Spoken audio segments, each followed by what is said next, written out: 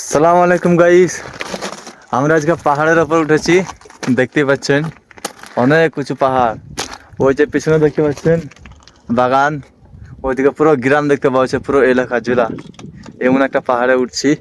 তো দেখেন ওখানে আমার দোস্ত যাচ্ছে। বহুত উঁচুতে উঠেছি গাইস, কি করে নামবো আমরা জানি না, তবে উঠে তো লি আগে। এই তো আমার দোস্ত উঠে গেছে পাহাড়ের ওপর, শুধু ভিউটা দেখেন।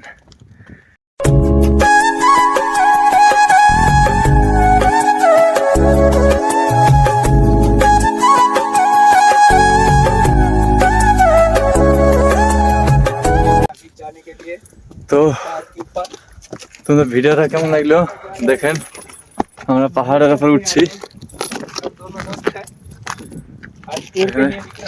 আমার দোস্ত ব্লগ করছে, দেখেন পাহাড়, শুধু পাহাড় আর পাহাড়। অনেক পেলে গেছি, তো দেখেন কতটা উঁচুতে আছি। ওই যে ভিতরে যে গাছ, ওই যে খেজুরের গাছ, এত বড় বড় গাছ, কি বলবো। আল্লাহর সৃষ্টি যে কত সুন্দর, এটা একটা তার প্রমাণ। দেখেন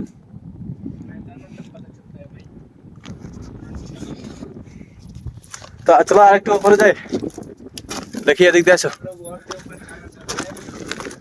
দেখে দেখে আসবা আস্তে আস্তে। ভাই আল্লাহ না করুক কিছু যদি হয়ে যায় তো দেখার খোঁজ খবর কিছু থাকবে না গো।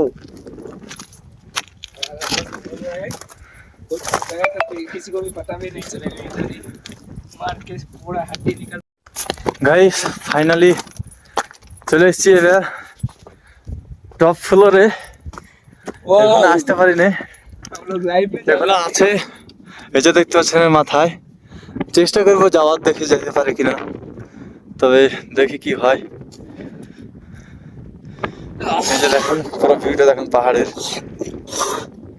কি বলবো একবারে অসম। মাশাল্লাহ মাশাল্লাহ, এটা পুরা গ্রাম, এইটা একটা পুরা গ্রাম সৌদি আরবের।